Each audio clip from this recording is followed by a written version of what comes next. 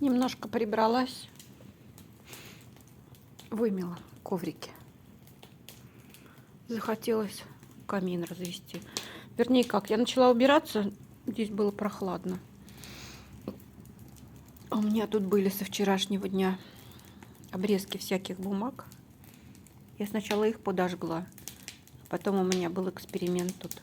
После ремонта маленькие квадратики оставались от пола, ну, от дощечек от каких-то. Думаю, сожгутся они, не сожгутся. Они были вообще очень мокрые и в бетоне. Развела костер. Сожглись. А теперь вот сижу. Апельсинчики чищу. Вот такая прелесть.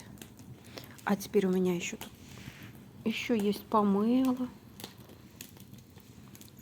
Вот такой вот. Такая красотулька. Сижу, греюсь и любуюсь на костер. Хорошо, тепло от него. Всем хорошего дня.